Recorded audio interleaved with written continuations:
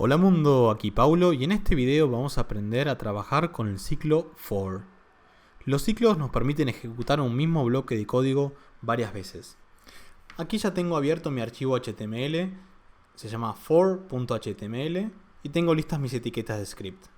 Supongamos que queremos escribir en nuestro documento el texto buen día. Tenemos que poner document.write, tenemos que guardar, abrir en nuestro navegador y tenemos el texto buen día. Si nosotros quisiéramos repetir este texto y tenerlo escrito, por ejemplo, 5 veces, lo que deberíamos hacer es copiar este bloque, pegarlo 5 veces. Guardamos y actualizamos y lo tenemos 5 veces copiados.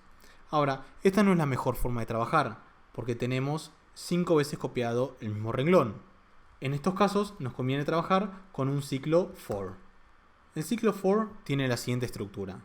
Tenemos que utilizar la palabra clave for y entre paréntesis tenemos que poner el término 1, que es el inicio, el término 2, que es la condición, y el término 3, que es la actualización.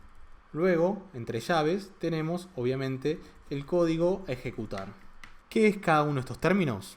El primero es el término 1, que es el término de inicio, que se ejecuta una vez antes de que comience la ejecución del bloque de código. El siguiente, que es el término 2, es la condición, que nos dice cuál es la condición para ejecutar el bloque de código. Finalmente, el término 3 es la actualización, que se ejecuta cada vez que el bloque de código es ejecutado. Vamos a ver esto en la práctica. Vamos a comentar esto y vamos a escribir un ciclo for. Ponemos la palabra clave for y le ponemos ¿cuál es el inicio? ¿Qué es lo que se ejecuta antes de que comience nuestro código? Bueno, es una variable. Lo primero que hacemos es asignarle a una variable el valor i igual a 0. Lo siguiente que hacemos es indicar la condición, es decir, cuándo se va a ejecutar este código. Nosotros le vamos a decir que se ejecute siempre y cuando i sea menor a 5. Y finalmente ponemos la actualización, que es lo que se ejecuta cada vez que el código corre. Y lo que vamos a hacer es decirle que a la variable i le sume una unidad, que lo indicamos poniéndole 2 signos más. Entonces le decimos que el código que se ejecute sea document.write y nos diga el número es, y acá concatenamos un valor con el signo más y le decimos que imprima la variable i. Finalmente concatenamos también un quiebre de línea para que cada bloque de código le escriba en una línea nueva. Entonces guardamos, actualizamos nuestro archivo y vemos que imprime el número es 0, 1, 2, 3 y 4. Quiere decir que comenzamos indicando que el valor de i es igual a 0. Entonces ejecuta este fragmento de código donde dice el número es i, es decir, el número es 0 e imprime un quiebre de línea. Cuando termina, realiza esta actualización, es decir, le suma una unidad a i y luego vuelve a comenzar. Ahora le pregunta, ¿i es menor a 5? Bueno, i vale 1 en este caso, porque antes valía 0 y le suma una unidad. Entonces, efectivamente, i es menor a 5. Entonces se ejecuta nuevamente este bloque de código. El número es, y ahora i vale 1. Imprime el número es 1, un quiebre de línea, y se vuelve a actualizar. Y en este caso, i pasa a valer 2. Y esto se realiza hasta que pregunta, ¿i es menor a 5? Entonces, lo último que se imprime es el número es 4, quiebre de línea y actualiza. Ahí i pasa a valer 5. Entonces le pregunta, ¿i es menor a 5? No, i no es menor a 5. Entonces deja de ejecutarse.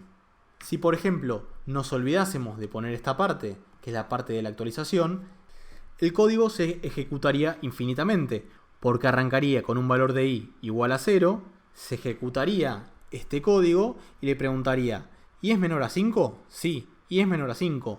Y como no tiene un componente de actualización, i nunca llegaría a valer 5.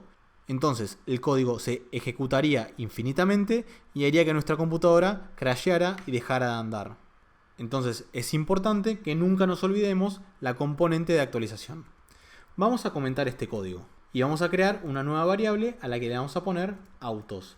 Vamos a asignarle los valores BMW, Volvo, Honda y Mini. Y en base a este arreglo vamos a crear un nuevo ciclo for.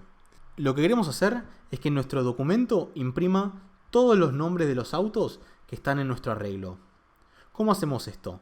Queremos que primero imprima autos y el componente que está en el índice 0, que es BMW. Luego que imprima el componente que está en el índice 1, luego el que está en el índice 2 y finalmente el que está en el índice 3. Para esto es ideal un ciclo for. Lo que tenemos que hacer es decir que nuestro documento imprima el valor autos en el lugar 0, luego que imprima autos en el lugar 1 y así sucesivamente. En vez de copiar y pegar para cada valor de nuestro arreglo, vamos a crear un ciclo for. Entonces le decimos for i es igual a 0, porque es el primer valor que queremos que imprima. Entonces ya sabemos que este 0 lo podemos reemplazar por la variable i, que va a cambiar de valor para cada ciclo. ¿Cuántas veces queremos que lo ejecute?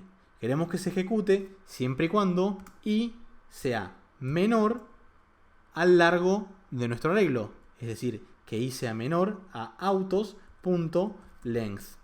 Es decir, queremos que se ejecute siempre y cuando i sea menor a 4. Porque autos 4 no existe. Acá el valor máximo que tenemos es autos 3. Entonces queremos que i sea menor a 4. ¿Y qué queremos que suceda cada vez que se ejecute el código? Queremos que i incremente su valor en 1. Entonces abrimos las llaves, cortamos y pegamos este fragmento de código aquí y queremos que luego de imprimir cada uno de los nombres realice un quiebre de línea. Entonces vamos a guardar, vamos a actualizar y vemos que nos imprimió cada uno de los modelos de auto. Vamos a ponerle un poquito más de componentes para que entendamos cómo funciona esto. Entonces queremos que en cada ciclo nos imprima la letra i, es decir, por dónde está. Queremos que imprima un pequeño guión para separar e indicar cada uno de los nombres de los autos y queremos que luego haya un quiebre de línea. Entonces en cada línea debería decir el valor de i en ese punto, un guión, el nombre del auto que está en esa posición y un quiebre de línea. Entonces guardamos, actualizamos y nos dice 0 BMW.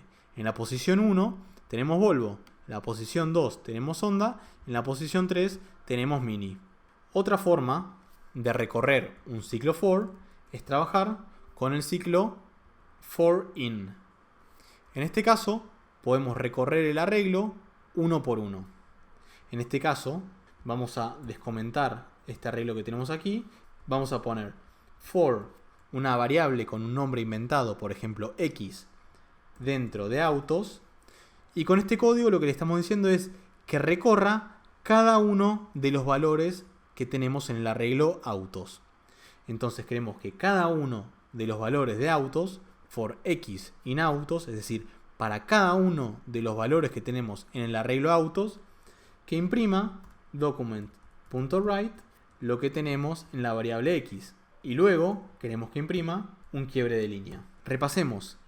Esto de aquí, el for algo in algo, lo que hace es recorrer uno por uno cada uno de los componentes de un arreglo. Con esto terminamos de ver el ciclo for. Recordemos que el ciclo for lo utilizamos para ejecutar un bloque de código varias veces sin tener que escribirlo cada una de estas veces. Espero que les haya gustado este tema y nos vemos en el próximo video.